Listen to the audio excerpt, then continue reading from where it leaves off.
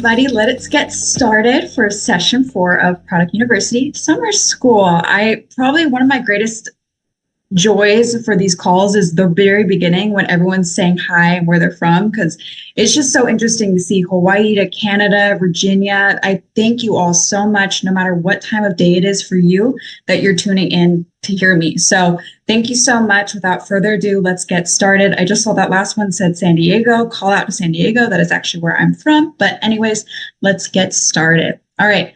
Today's topic is hair physiology and Riman. And Riman. So with hair physiology, it's going to be more in depth like we did last week with skin physiology. And so I want to remind you all that I provide all this information to just kind of give you a platform and an appreciation for the products and what they're doing for your body, your hair, and your skin. But there is absolutely no need to commit this stuff to memory, especially with this topic. I even find it to be quite in-depth, quite detailed, and I'm even still learning new stuff about the hair follicle and hair growth. So I hope that there is no pressure in understanding this material, and instead you just enjoy knowing it and knowing how Riman is modulating these environments. But without further ado, let's look at our hair at a glance. So hair is a flexible keratin thread that has strength and elasticity, and we have approximately 5 million hair follicles throughout the entirety of our body,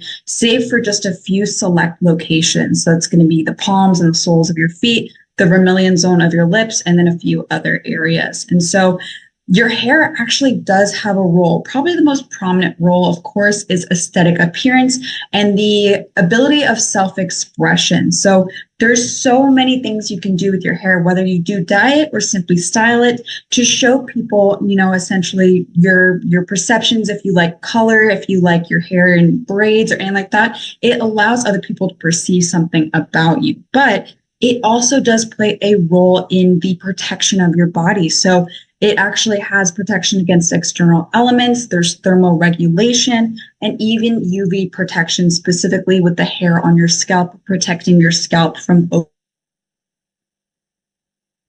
overexposure to UV rays. And so at the microscopic level, each hair's variety in length, in color, in the diameter, if you were to take a cross section of your hair strand, plays a great characteristic profile in how individuals are perceived, specifically amongst ethnic groups. And so we'll see that in a little bit in terms of the different hair types. But we also are going to see how if hair growth or if your follicle structure or follicular health is unbalanced, there is an impact on your perceived hair health. And so we'll break down not only the alive part of your hair being your hair follicle, but we'll also look at the dead part of your hair, which of course is your hair shaft. And so first, let's take a look at the hair follicle. And so the hair follicle is the living part, as I have mentioned. And so this whole diagram is showing where it is located in the skin, but the hair follicle is just this little component down here. So if you'll remember from our discussion last week, you can see the 3 different layers of our skin here, the top being, of course, the epidermis,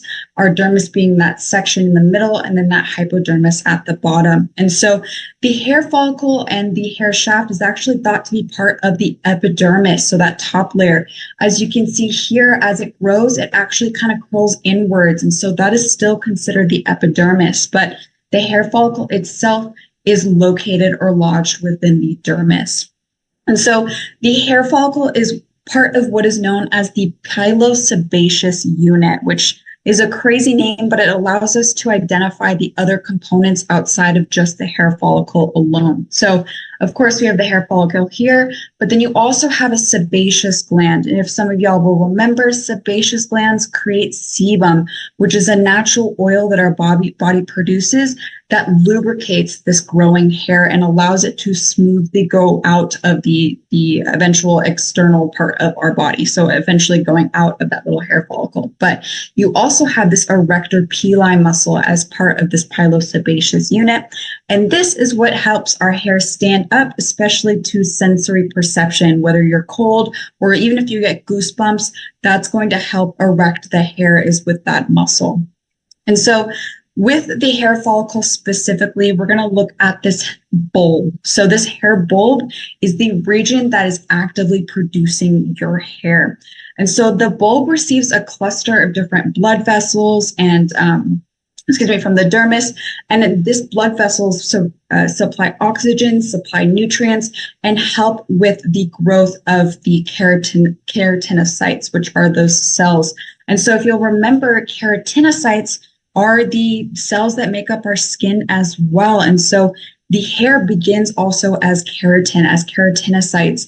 And as these keratinocytes differentiate as they age and as they move up in the hair follicle, they begin to die off, which is a good thing because they begin to harden and cluster together to form that hair strand that we know of and that we can feel and see. And so that bottom part with all the different blood vessels also has what is called the dermal papilla. And so the dermal papilla is a structure of nerve fibers and those capillaries. So it's getting the nutrients, but it's also helping with the growth process. And what's also extremely important to mention around this area with that dermal papilla are melanocytes. And again, from our discussion last week, if you'll remember, melanocytes are those cell types that create melanin or pigment. So as these cells are compacting together and creating the hair follicle, they're also compacting together with melanin. And so that is giving the specific pigment of your hair as they begin to grow and create your hair strand. And so what's even more interesting about this, about the hair follicle and the initiation of hair growth, is that the hair is considered dead about midway from the hair follicle before you reach the epidermis. So already it's dead kind of in the middle. And this is really interesting too, because there's often rumors that say, hey, your hair grows differently when you shave it, which is not true because your hair is already dead when you shave it. So it can't interact with the hair follicle itself. But that's just a little side note that I thought I would mention. But with the hair follicle, this alive part, we then can appreciate what's considered the dead part of our hair, which is the hair shaft. So this is the visible part of our hair. And as I've mentioned, it is now made up of keratin or deeply compacted cells that are no longer alive. And so these cells that are compact together create three distinct areas within the hair shaft, as you can see on this depiction. So the outermost area is our cuticle, and this protects the largest part of the hair shaft, which is the cortex.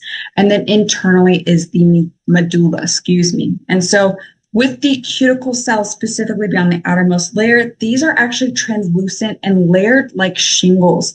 And so they provide some of that hydrophobicity to hair where, the water, not retention, the opposite of retention, the water expellation. I guess I don't even know if that's the word, but, it keeps your hair waterproof. There we go. So make sure that your hair is waterproof. There's also a lipid coating that keeps your hair moisturized and shiny. And so the cuticle is extremely important in terms of aesthetics of your hair. And as you can see here, when your cuticle is either peeled back or you're missing a couple of different shingles, you can begin to perceive not only frizzing and kind of a dullness to your hair, but external elements can also penetrate to your cortex. So UV rays, pollution, as well as even water, which can be damaging to your cortex if too much is present, in the sense that water actually does weaken the bonds within your hair. And so the cuticle is often the target for specifically hair conditioning products, since it's responsible for really maintaining that protection to your cortex. And so many hair conditioners will look towards smoothing down that cuticle again to maintain the protective layer. And so next, when we look at the cortex itself, the cortex is comprised of keratin, but a lot of different fibrils of keratin. And so these are all tightly wound together amongst melanin and also with some air pockets. And so as we age, we actually lessen the concentration of melanin in our hair, leaving more gaps for those air pockets, which is why we perceive gray or white hair as we do age. And so within this cortex, it's extremely important to acknowledge the bonds that are present. And so there are many different bonds, and I don't want to go into all of them, but there are two specific types of bonds present in the cortex that give hair its strength and its elasticity. And so it's hydrogen bonds and then sulfide bonds. And so Hydrogen bonds are, of course, hydrogen bonding to hydrogen, and these are considered weaker bonds in the sense that they are easily broken but can easily reform. And so every time you wash your hair and your hair comes in contact with water, some of that water does get into the cortex and breaks those hydrogen bonds. That's why your hair looks different when it is wet versus when it is dried.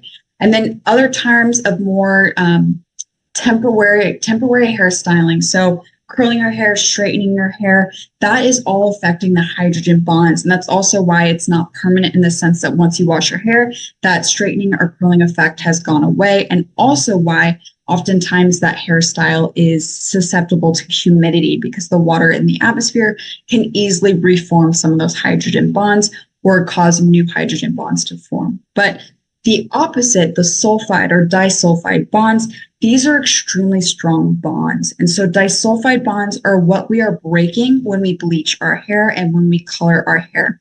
And in that regard, it is very hard to reform disulfide bonds. And so those that do bleach their hair or color their hair just need a little bit more care when they wash their hair or when they condition their hair. So as some people I know, only wash their hair once a week just to maintain the color of their hair, but also to maintain the health of their hair. So it's just interesting, depending on your hair habits, how the different bonds can be broken, how they can be repaired, and ultimately what products are best for you in your achievement of ultimate hair health. Lastly, the medulla. This is really a non-essential part of the hair. It's present in some people and actually not present in other people. So scientists really have not deduced its main purpose other than being kind of the center of the hair. There's really nothing more elegant to it than that. But now it's really a little bit easier to understand the visible part of our hair when you understand that the cuticle is what's giving you shine, it's what's giving you non-frizz if they're properly aligned, it's what's giving you softness, and then within the cortex is what's giving you not only the ability to style your hair, but also what is giving you the color and what also is giving you the platform for self-expression should you choose to dye your hair as well. And so now we have the hair follicle and the hair shaft. Let's look at the hair growth cycle. So there are 3 different potential stages within the hair growth cycle. And so your scalp hair actually grows less than 0.5 millimeter a day, but at any point in time, various different hairs are in different stages of this hair growth cycle. But the hair on the arms, legs, eyelashes, and your eyebrows have a much shorter growth phase than our scalp hair, which is interesting to look at. But specifically, that growth phase is called our anagen phase. And so the anagen phase is where our hair spends most of the time. There's roughly 2 to 6 years in this phase, upwards of 8 years, depending on the specific characteristics of a person's scalp and follicular health. But with the anagen phase, this is essentially those cells differentiating, packing together, and pushing that hair further out of the hair follicle to expose outside of the skin.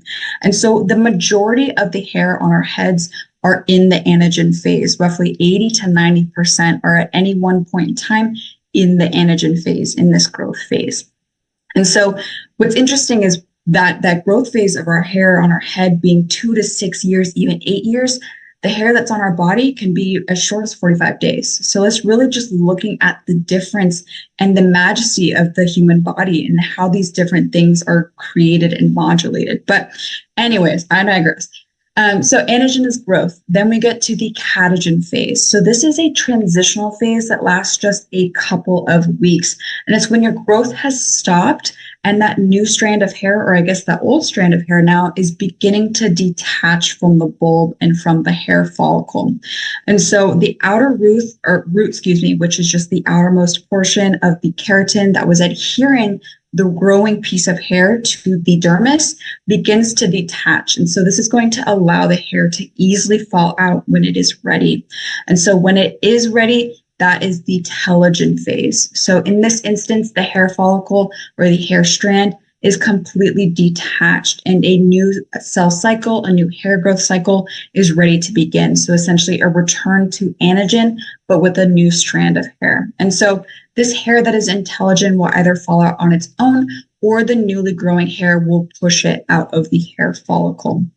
And so, I just went through all of it. So With that all being said, in terms of the hair growth, the hair growth cycle, the hair growth is regulated by quite a few different things, vascular and endocrine and neural stimuli, so different hormones, and then just, of course, your day-to-day habits, your nutritional habits, even your age. So it's pretty common for a human to shed upwards of 100 to 200 strands or follicles a day, but any more than that is when you start kind of perceiving an issue.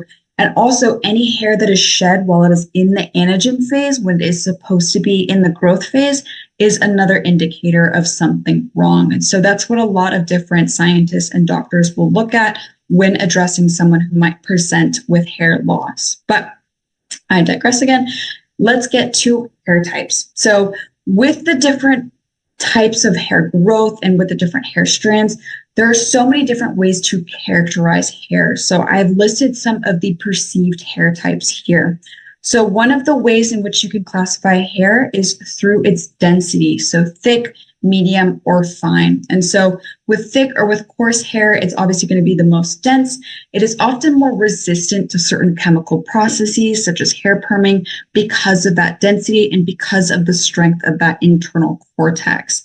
With medium hair, it's, between the two, between being fine and being coarse. So it's quite average in terms of density. And then, of course, with fine hair, that is your thinnest hair. It is extremely fragile in that same regard and susceptible to damage. Next way to categorize hair type, of course, is by color. And so, as I mentioned, with those melanocytes down at the base of the hair follicle, you can get specific types of melanin that determine one's hair color. So we have eumelanin and pheomelanin. So eumelanin creates dark brown and black pigment.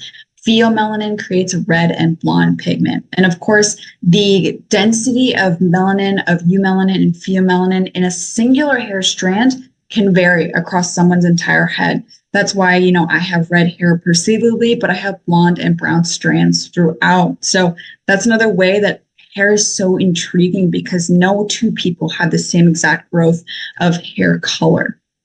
But I would say probably the most common, or at least what I've seen in my studies as a cosmetic chemist, most times I see the way that hair is classified through the pattern, or the curl pattern rather. So as you can see here, this is a cartoon depiction of the types of hair by curl pattern. So straight hair, of course, is going to be a straight line. Wavy hair begins to perceive a little bit of curl. Then you get to curvy hair, curly hair, all the way to coilier or kinkier hair. And so there are very many ways to rank hair types based on the curl pattern. You can get all the way to 4C, I believe. There's different numerical rankings and alphabetical rankings for perceived curl. But the curl of someone's hair is actually dependent on the hair follicle itself and the angle of that hair follicle. So it's not anything to do with the genetics in the hair or anything like that. It's actually the angle at which the hair follicle is. So with straight hair, it is straight up. And so that encourages the hair to grow in that same angle, at essentially a 90-degree angle, I believe, or 180-degree angle, but straight up out of the head or out of the body. Versus wavier hair, you begin to get a slight angularity with that hair follicle, which allows for that wave to form. And as the hair gets curlier, so too does that angle of that hair follicle. And so that is what is determining the curliness of one's hair. That also is why you might have a curly piece of hair on one side of your head and a completely straight piece of hair on the other, is because, again, your hair follicles can also be different from each other. But oftentimes with specifically curl pattern, scientists will also reference the cross section of the hair, which also is different depending on the hair type. So with straighter hair, the cross section is nearly perfectly circular, versus going all the way towards curly hair, it is actually quite elliptical in nature. And so all of this, again, is not something that is necessary to understand, but it is useful, especially for those looking for a new hair care routine, is firstly understanding what type of hair they have and what their hair goals are. If they have curly hair, do they want to maintain that curliness and just reduce frizz, etc.? And so I always find it extremely important to even have that discussion with yourself, is what is your hair type and what do you want it to do? And with that, then you can begin to appreciate what you choose in terms of products. But With that all being said, with the hair itself, I always have to acknowledge the scalp as well, specifically because of its microbiome. So the scalp is the same as any skin on the rest of your body. It has those three distinctive layers.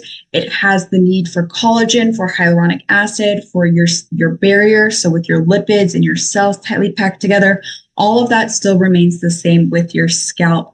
But at the same time, your scalp also has a powerful microbiome itself, which is slightly different than the microbiome on the rest of your skin. Of course, the microbiome that is on the rest of your skin, on your body skin and your facial skin, is more exposed, traditionally drier areas. So it's going to be different in the bacterial species or the resident species versus on your scalp. Sometimes there is, excess exposure to UV rays if you're often in the sun, or if you're someone that works out a lot like I do, if there's excess buildup of moisture, that all can modulate the microbiome of your scalp. And so it's important to acknowledge the microbiome because it can be a source of certain issues if not properly addressed. So Malassezia furfur is a specific genus of fungi that can grow on the microbiome of the scalp if the scalp is unkept, and this leads to dandruff and to scaly patches or overgrowth. So really maintaining your microbiome just in general helps the function of your hair, the function of your scalp skin, but also helps with the healthy growth of your hair.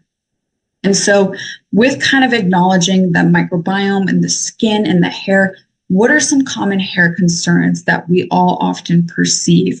The first I would say is dryness. So, your hair follicles perhaps aren't producing enough of that sebum to coat them as they begin to grow out of the skin. So your hair might feel brittle or your scalp might feel itchy and irritated. So that dryness can extend both towards that dead part of your hair and the living part of your hair within the hair follicle as well. And it connects to that second common hair concern being, of course, dandruff. So as I've mentioned, the Malassezia furfur, if you have an overgrowth of that specific genus in your microbiome, that can cause, dandruff. But then also, if you again have intense dryness, that can cause scaling and perceived dandruff. So a couple of different connections between dryness and dandruff in terms of severity, I would say, with just initial dryness going all the way to the presence of flakiness. But on the opposite end of the spectrum, of course, we have oiliness, where your hair follicle perhaps is producing too much sebum, causing your hair to look greasy and feel weighed down.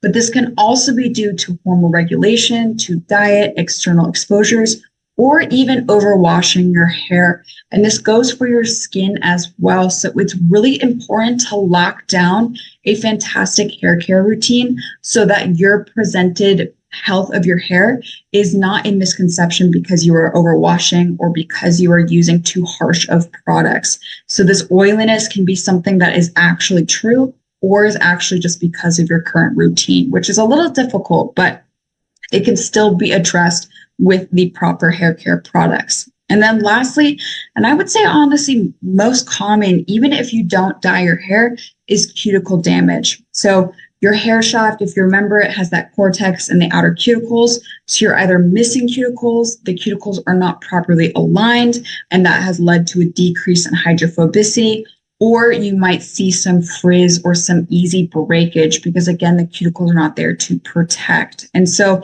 oftentimes with cuticle damage, you are going to see a lot of different presentations. As I've mentioned, there might be frizz, but there also might be dullness to the hair because you no longer have that shine due to those aligned strands. And cuticle damage can be caused, as I've mentioned, by heat styling, by dyeing, but even with brushing your hair too much or too hard, especially if your hair is wet.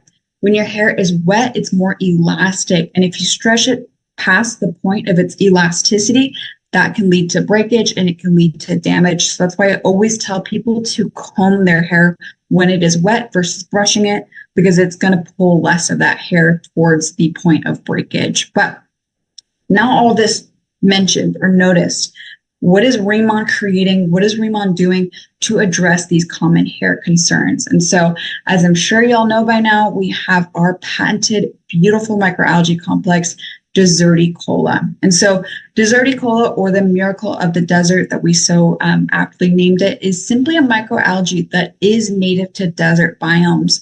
And this is quite interesting, specifically to me, because microalgae is often found in water-rich areas. And so for something to exist in such arid conditions was extremely interesting to scientists who wanted to further their studies on this specific microalgae. And so as scientists were taking their various extracts from it, trying to understand how it was surviving such arid conditions, they found a specific metabolite called loliolide. And so as you can see on the right up here, here is a paper demonstrating the power of loliolide, specifically in its interaction with the hair follicle. So acknowledging this, we began to collaborate with Dr. Hee-Sik Kim of the Korea Research Institute of Bioscience and Biotechnology, and that was back in 2019. And with this collaboration, we found a way to concentrate the loliolide to 12 times higher than traditional sources alone. And this is what is promoting maximum scalp and hair health in every Deserty Cola product in the Bodolab line. And so specifically within this paper and through our own studies, we found that loliolide is known to not only interact with the dermal cells within the hair follicle to modify hair growth, but it also poses antioxidative and anti-apoptotic properties. And so apoptosis essentially is cell death. So anti-apoptotic is a reduction of cell death, a maintenance of healthy, alive cells on the head, which is super beneficial for many different reasons. But with Deserty Cola, in all three products, we also have nettle extract. And so nettle extract is something that we source ourselves on Jeju Island through our Ask-based manufacturing plant. And it contains various different vitamins, minerals, and amino acids that are beautiful for the hair. So we have things like vitamins A, C, and K, and then plentiful amino acids. But it's also a powerful anti-inflammatory agent. And so with this, I want to mention or note that in our creation of the Bodolab hair care products, we looked for ingredients that were beneficial both towards the dead but visible part of our hair, being, of course, our hair strands, but was also beneficial to the scalp. And that's essentially here. When you find nutrient-dense ingredients that are natural and non-irritating, that's when you get that multiple benefit of not only maintaining scalp health, but the maintenance of hair health as well. And so to complement both the Deserty Cola and the nettle extract, we lastly have camellia seed oil. And by lastly, I do not mean that there's only 3 ingredients in each of these products, but these are the key ingredients to each product. And so with camellia seed oil, another ingredient we source ourselves on Ask-Base. I'm sure I've said that quite a few times in the last couple of sessions, but this ingredient is beautiful for its richness in palmitic and omega-6 linoleic fatty acids. If you'll remember, your outer part of your cuticle has that hydrophobic coating of lipids. So this is going to reinforce the coating of your hair, but it also can act as an anti-inflammatory and as a general moisturizing oil for the scalp itself. And this helps improve elasticity and density of the hair strands. So the Bodolab products, specifically with Deserty Cola and with nettle extract, are known to improve hair density simply by modulating the health of the scalp and the strands to promote healthy hair growth. And so with the 3 products, we are proudly Eve vegan, and this goes across the entirety of the Bodolab line, so the Swamel products as well. But Eve actually stands for Expertise Vegan Europe. And so Expertise Vegan Europe is an independent organization that assesses and then issues vegan certifications for many different products. It can be in the food industry, but it can also be in raw materials specifically, or of course in the beauty industry. And so with Eve Vegan on our different products, this establishes that we use no animal byproducts, of course. But specifically in selecting Eve as our desired certification, there's a lot of power behind that because Eve standards are some of the most recognized and complete and reliable in this category of vegan certification. So they have extremely demanding rules in terms of proof of reliability as well. And certification is valid for only a limited time. So you have to get it renewed. And this is something we wanted to commit to, not only in our responsibility of creating vegan products, but also in maintaining quality of these products. And so that's just a little plug for the benefits of the Bodolab Deserty Cola products. But Now, when we finally go to appreciate the products themselves, we of course start first with our cleansing step. So that's going to be the Deserticola shampoo. So with this product, we have the Deserticola, the nettle extract, camellia seed oil, but also very, very gentle surfactants. And so this is extremely gentle in its cleansing power, such that it cleans, but it nourishes the scalp and the strands. So you're getting a removal of buildup of oil and debris, but you're still maintaining the health and you're not stripping either your scalp nor your strands. Because of the utilization of gentle surfactants with this product, some might find that just one utilization, either one pump or one wash through, isn't enough for them. And that's actually entirely okay. Even our GM, Miss Betty Perez, does 2 washes because she has so much hair and that leaves her hair perfectly voluminous and clean. So I invite you to play around with this product. If the first round wasn't satisfying enough, go in again and cleanse again, because the gentle nature of these surfactants is for a reason, so that you don't strip your scalp. So if you modulate your experience, your cleansing experience with this, that's totally fine, because ultimately this product is so gentle for you. But to complement it, and of course to bring in further conditioning, especially for those cuticles that perhaps may have been damaged, we then go to the water treatment. So despite its name of water treatment, it is meant to be used as a daily conditioner to fortify those strands with that camellia seed oil. But then there's also conditioning polymers. And so conditioning polymers are well known throughout the industry, and they have a positive charge. Your hair actually has a slight negative charge. And so those conditioning polymers, as you wash the product off your hair and down the drain, they actually adhere to your hair because of that positive negative attraction. So they stay for the long run, and that is what is bringing you conditioning all day long. And so with the uniqueness of this product, it is water thin until it comes in contact with water. Then it begins to warm up slightly and thicken into a cream. And this is really to promote the sensory experience of this product, but also our overarching theme of really enjoying each product as a spa day for yourself. And so really just kind of enjoy the sensory experience that this provides. But for those that are curious about how to accurately apply this, the nozzle is there to apply it to your scalp should you choose. If you are someone like myself that has always been taught to keep conditioners for the ends of your hair, then I just use my hand to bolster the application of the product, but I still use the nozzle and I just drip some onto my hair and make sure it's nice and creamy before I rinse out. But to finish off your hair care routine with a Riman, of course, we have the hair oil serum. So this hair oil serum is fantastic. It's one of the best I have ever seen. It's such a beautiful formula, but it also has 5 different benefits. So not only does it provide heat protection up to 450 degrees, but you also can reduce your frizz, increase shine, maintain your hair's volume, and reinforce damaged cuticles. Again, because the coating of that oil is going to help with the hydrophobicity of your hair and also to realign some cuticles that might not have broken, but just might have been peeled back from the cortex. And so alongside the different ingredients I have mentioned, this product also has giant byungpul extract, which further nourishes the hair as well as hydrates the hair. And then there are 5 botanical oils in there to promote not only shine and reduction in frizz, but also to give that gentle scent the product has. And so with this hair oil serum specifically, I love it because it is so easy to reapply throughout the day. It can be applied on towel dried hair, freshly washed hair, styled hair, and then as needed whenever your hair might begin to frizz up or lose some shine, and you just don't feel that weighted down feeling that you have with some other hair oils. So that is all for our hair products within Riman. But of course, I wanted to give a recap because this was a very dense lesson. And of course, we also have an outline at the end. But if you'll remember from the beginning, we have 2 main sections of our hair. Of course, that's the hair follicle, the internal part of our hair, and the hair shaft itself. And so with that living part of the hair follicle, you have a bulb in which the keratinocytes or dermal cells are constantly differentiating to create your hair strand.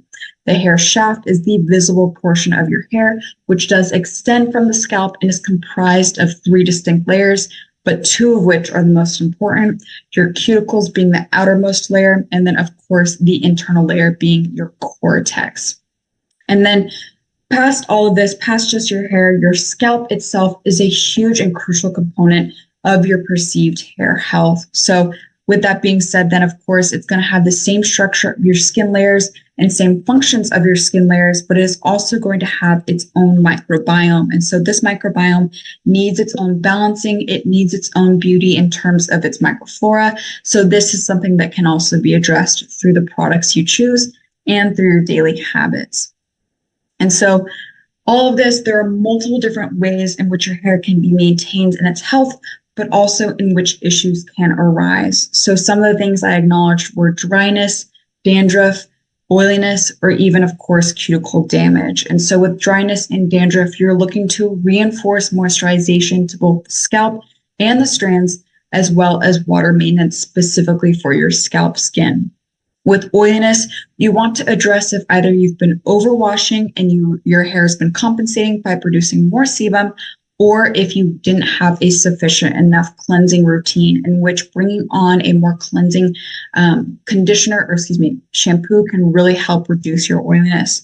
And then lastly, with cuticle damage, kind of aligns with dandruff and dryness, but now we are looking just to the visible part of our hair, just to the shaft, where we are looking towards realigning those cuticles, maintaining that hydrophobic coating by applying moisturizers and applying oils and conditioning polymers as well.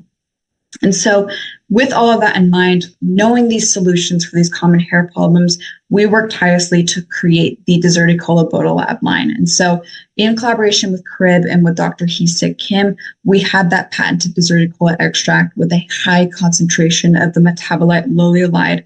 And this loluolide works not only for scalp health, but of course for the growth of healthier hair.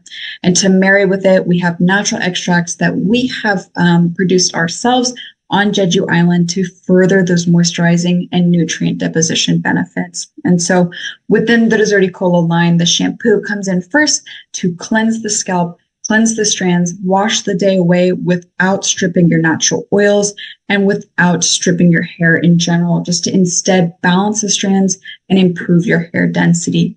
And then that water treatment comes in just to reinforce the conditioning and also to maintain the health of your cuticles by applying conditioning polymers and of course that camellia seed oil. And then lastly, to finish it off, whether you step out of the shower and blow dry your hair or just get on with your day, you can easily use the hair oil serum. You have those 5 different benefits that really improve not only the appearance of your hair, but the protection of your hair, especially if you do style it. And so that sums up our discussion of Riman and hair physiology. Oh my gosh, that says skin physiology, but I meant hair physiology. And so this QR code will lead you to our worksheet or our outline for hair physiology and Riman. All of the good information we have gone through is concisely laid out on 4 pages. So a little bit more dense in information, but I think all still so important for understanding the next time you choose a product, which of course, hopefully is the Bodolab Deserticola hair care line. But all right, next week, no session. We have summer break next week. So we acknowledge that the Thursday is July 4th. So this is an American holiday. Many people might be traveling to be with family. So those who are traveling, I wish you safe travels. Those who are not, I wish you a very wonderful week, a relaxing week, a successful week. But I will see you all. The 10th is our next session, Wednesday the 10th. But reminder, of course, about our Q&A session. This is our next session that will be in person at Riman HQ. Of course, it will also still be broadcasted. So for those that cannot attend, you are still going to get credit if you attend on Zoom. But would love to get some questions submitted to our our ritual at Riman email. Really, this will allow me to prepare and even collaborate with Riman HQ to get you succinct answers to your questions. And then for those that come in person, should we have extra time, we'll do a live Q&A. So definitely attend in person if you can. The sign up again is on Eventbrite. Please use the same email you've used for Zoom and that you've used in your back office to receive recognition at Riman Roadmap. And the sign up for the Eventbrite is also in the same the same drive as the worksheet you saw previously. And that is it for today. I know it was a lot. I hope it wasn't overwhelming. If it was, please ask me questions. I'm here to help. If you want to email rachel@riman.com, I love talking science. I will nerd about science. And I see all the chat. I see over 100 chat comments. I wish I could read them as I'm presenting at the same time. But if any of those chat bubbles are questions, please reach out. I am here to be a resource and to help you out. But thank you so much for coming today, and I will see you in 2 weeks for session 5 of Product University Summer School. All right, everyone, have a great night.